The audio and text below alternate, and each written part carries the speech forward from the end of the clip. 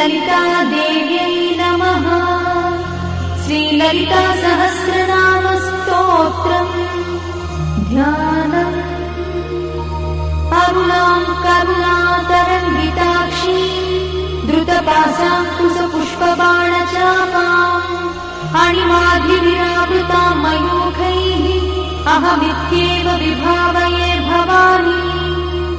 ध्याये पद्मासनस्थां विकसितवदनां पद्मपत्रायताक्षी हेमाभां पीतवस्त्रां करकलितलसद्देव पद्माम्बराङ्गी सर्वालङ्कारयुक्तां सततमभयदां भक्तनम्रां Bhavani.